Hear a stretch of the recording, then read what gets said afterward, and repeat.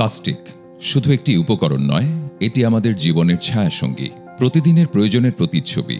প্রয়োজনে হোক কিংবা অপ্রয়োজনে প্রতিনিয়ত মাত্রাতিরিক্ত প্লাস্টিক ব্যবহার করছি, যা আবার যত্রতত্র ফেলে দিচ্ছি, যা নদী নালা হয়ে সাগরে গিয়ে মিশছে। হুমকির সম্মুখীন হচ্ছে সামুদ্রিক জীববৈচিত্র্য। সেই প্লাস্টিকের কণা মাছ, ডলফিন সহ অজস্র সামুদ্রিক প্রাণীর পেটে ঢুকছে। সে মাছ আবার আমাদের খাবার টেবিলে ফিরছে। এটা শুধু পরিবেশের ক্ষতি নয়, এটা আমাদের নিজেদের ধ্বংসেরও গল্প। প্লাস্টিকের এ সকল সমস্যার সম্ভাব্য সমাধান নিয়ে বাংলাদেশে প্রথমবারের মতো গবেষণা শুরু করেছে চট্টগ্রাম বিশ্ববিদ্যালয়ের সমুদ্র বিজ্ঞান ইনস্টিটিউট। বিশ্বব্যাংকের অর্থায়নে plastic free river and sea for south Asia please প্রকল্পের আওতায় united nations office for project service ও সাউথ এশিয়া কোঅপারেটিভ এনভায়রনমেন্ট প্রোগ্রামের তত্ত্বাবধানে চট্টগ্রাম সিটি কর্পোরেশন এলাকায় প্লাস্টিক সমস্যা সমাধানে এ গবেষণা কার্যক্রম পরিচালিত হয়েছে।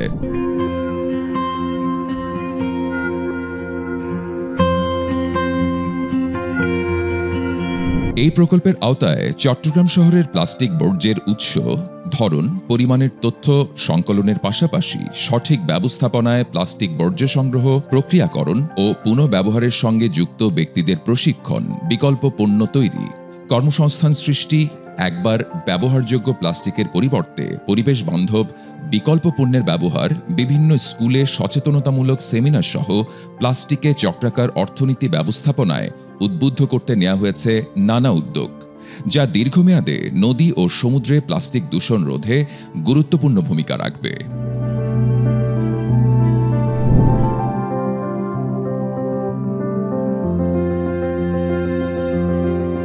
নাগরিকেরা অসচেতন বা সচেতনভাবেই যত্রতত্র ময়লা ফেলছে, ফলে নগরীর নালা, খাল ও অন্যান্য সুয়ারেজ প্লাস্টিক বর্জ্যে সয়লাভ। এই সমস্যা শুধু আমার বা আপনার একার নয়, এর ভুক্তভোগী সকলে। গবেষণায় দেখা গেছে চট্টগ্রাম সিটি কর্পোরেশনের 41টি ওয়ার্ড মারাত্মক প্লাস্টিক দূষণের শিকার।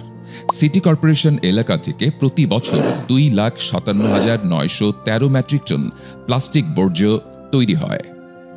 এসব প্লাস্টিক বর্জ্যের মধ্যে 38,232 মেট্রিক টন পলিএথিলিন টেরেফথালাই বা PET, 28,289 metric ton high density polyethylene বা HDPE, 18,612 metric ton low density polyethylene বা LDPE, 33,689 metric ton polyvinyl chloride বা PVC, 23,350 metric ton polypropylene PP, 3,002 metric ton polystyrene PS ও প্রায় 10,850 metric ton বিভিন্ন রকমের plastic বর্জ্য তৈরি হয়। এর মধ্যে সবচেয়ে বেশি প্লাস্টিক ও প্লাস্টিক বর্জ্য তৈরি হয় 39 নং দক্ষিণ হালিশহর ওয়ার্ড এলাকায়, যা পরিণত হয়েছে প্লাস্টিক দূষণের হটস্পটে। আমরা ছোটবেলা থেকে দেখেছি এখানে আমরা গোসল করে জোয়ারের পানি আসতো যাইতো, তো এটা অনেক স্বচ্ছ এবং পরিষ্কার পানি ছিল। কিন্তু 10-15 বছর থেকে এই খালটা এমনভাবে দূষিত হয়ে যাচ্ছে যে এখানে মাছের কোনো জীব বা জীবাণু বসবাস করার কোনো সুযোগ নেই। ময়লা আবর্জনা সবগুলো এসে জমা হচ্ছে এই খালে। তো এই ময়লা, এখানে যে ময়লাগুলো ফালাইতেছে এটা মানুষের ক্ষতিকর বেশি হয়। মাসিক বিভিন্ন এখানে মানুষ থাকতে পারতেছে না, আমাদের বাসা বাড়িতে মানুষ থাকতে পারতেছে, পানি রাস্তায় ওঠে ময়লা টয়লা সমস্ত সব মানুষের লাগায় অ্যাট্রাক্ট হয় বেশি। ডাস্টবিনের ব্যবস্থা থাকলে এটা ভালো হয়। প্লাস্টিকের ক্রমবর্ধমান এই সমস্যা মোকাবেলায় বিশেষজ্ঞদের অংশগ্রহণে কর্মশালার আয়োজন করা হয়। কর্মশালায় প্লাস্টিক দূষণের ভয়াবহতা, এর সামাজিক ও পরিবেশগত বিপর্যয় তুলে ধরা হয়। পাশাপাশি এই সংকট মোকাবেলায় গঠনমূলক আলোচনার মাধ্যমে নানা বাস্তবভিত্তিক সুপারিশ ও করণীয় তুলে ধরা হয়েছে।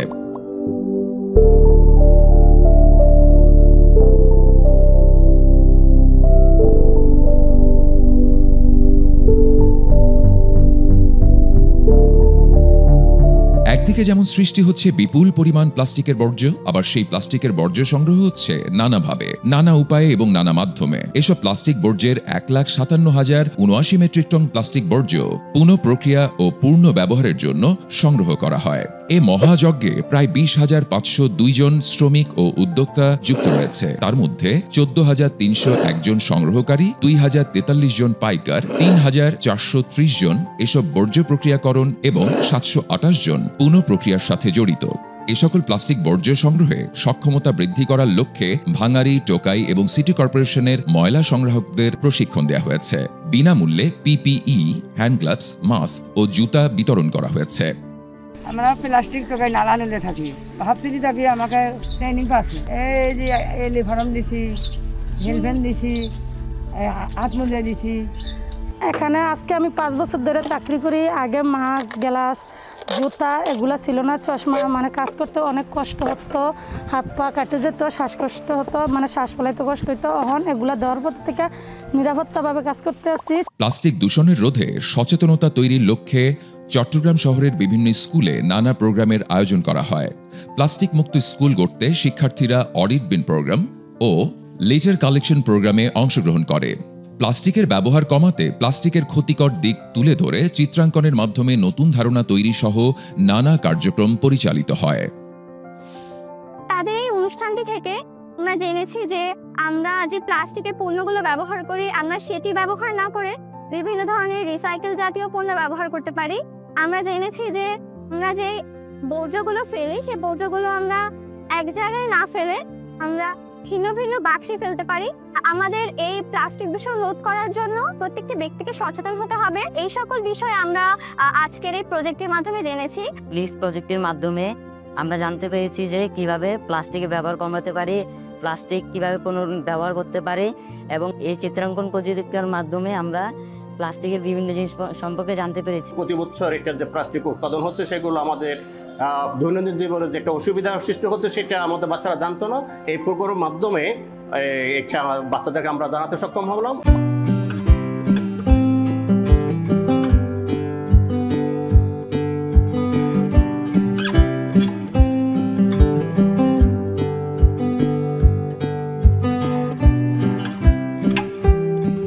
প্লাস্টিক দূষণ প্রতিরোধে শুধু সঠিক বর্জ্য ব্যবস্থাপনায় নয়, প্রয়োজন টেকসই ও দূরদর্শী সমাধান। আর সেই সমাধান লুকিয়ে আছে চক্রাকার অর্থনীতিতে। এখানে ব্যবহৃত প্লাস্টিক আর বর্জ্য নয়, এটা হয়ে ওঠে কাঁচামাল। পুনঃ প্রক্রিয়াকরণের মাধ্যমে তৈরি হচ্ছে ব্যাগ, আসবাবপত্র, এমনকি নির্মাণ সামগ্রী। এই প্রক্রিয়ায় অসংখ্য মানুষ জড়িত রয়েছে। তাদের দেয়া হয়েছে প্রয়োজনীয় প্রশিক্ষণ, আর নিরাপদে কাজ করার জন্য বিনামূল্যে দেয়া হয়েছে পিপিই, হ্যান্ড গ্লাভস, মাস্ক ও জুতা। ফলে একদিকে যেমন কমছে পরিবেশ দূষণ, অন্যদিকে তৈরি হচ্ছে নতুন কর্মসংস্থান। বদলে যাচ্ছে অনেক মানুষের জীবন। প্লাস্টিক বর্জ্য যেখানে একসময় ছিল বিপদ, আজ তাই হয়ে উঠছে সম্ভাবনা। স্থানীয় অংশীজনের সাথে সমন্বয়ের মাধ্যমে এই চক্রাকার অর্থনীতি আমাদের সামনে খুলে দিচ্ছে একটি টেকসই, দূষণমুক্ত ভবিষ্যতের দরজা।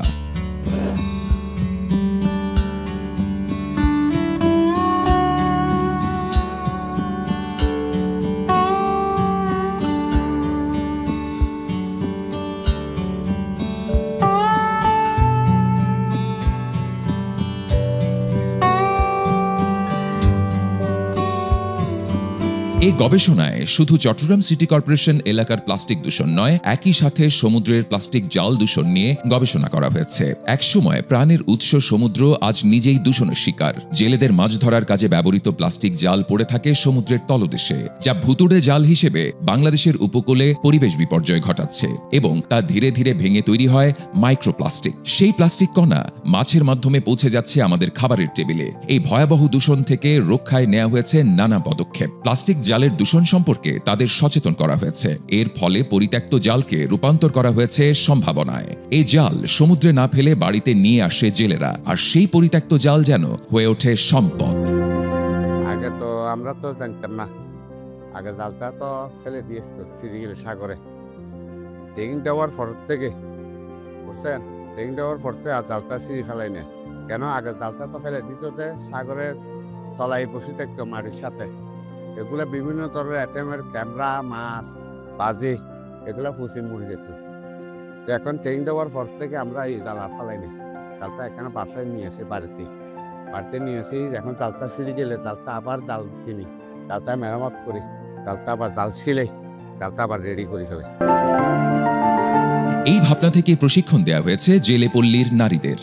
তারা এখন সেই প্লাস্টিক জাল ব্যবহার করে তৈরি করছেন চুলের খোঁপা, দড়ি এবং বিভিন্ন গৃহস্থালী সামগ্রী। আগের দিনে আমরা যে জালগুলো ছিঁড়ে ফেলতাম, ছাত্ররা ছিঁড়ে দেখতাম, আমরা ফেলে আসতাম। যখন চট্টগ্রাম বিশ্ববিদ্যালয় তারা আমাদের সাথে সেমিনার করছিল, ওই মিটিংয়ের পর থেকে আমি জানতে পারলাম ওই জাল সাগরে ফেলে আসলে ক্ষতিকর। তখন আমরা কি করলাম, ওই জালগুলো ওখান থেকে এনে কিছু কিছু জাল বেছে, কিছু কিছু জাল রিপেয়ারিং করি, আবার কিছু কিছু জাল আমাদের মহিলাদেরকে নিয়ে কাজ করাই। কাজ বলতে হাতের বেজলাইট, হাতের ডেকসি রাখার জন্য থইলা, আর বিভিন্ন কাজ করি। ও প্রজেক্টের মাধ্যমে আমি অনেক কিছু বানানো শিখলাম, যেমন ধরে জুড়ি, তাদের বাজার রাখার জন্য ব্যাগ, তাদের ব্যাসলাইট, অনেক ধরনের বিভিন্ন ধরনের এই জুড়িগুলা আমরা ব্যবহার করি, ওগুলো আমরা তৈরি করছি।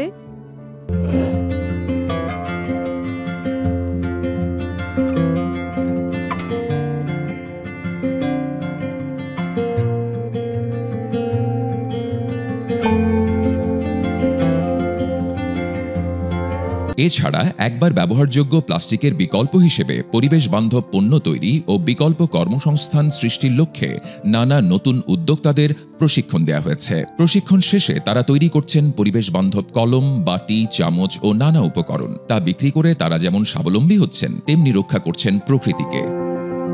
আমি আপনাদেরকে বলবো, আপনারা উদ্যোক্তা হন, চাকরি খুঁজছেন না, আপনারা একদিন চাকরি দিবেন। তাদের শিল্পময় হাতের ছোঁয়ায় গড়ে উঠছে একটি নতুন সম্ভাবনার পথ।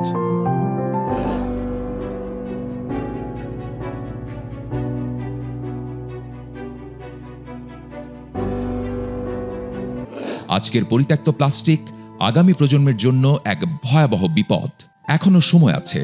যদি আমরা সচেতনভাবে প্লাস্টিক বর্জ্যের সঠিক ব্যবস্থাপনা করি, তবে তা অপচয়ের বদলে রূপ নিতে পারে একটি অমূল্য সম্পদে। আসুন আমরা সবাই একত্রিত হয়ে প্লাস্টিকের পুনর্ব্যবহার ও পুনঃপ্রক্রিয়াকরণে অংশ নিই। আগামী দিনের বাসযোগ্য ও সুন্দর পৃথিবী গড়ে তুলি।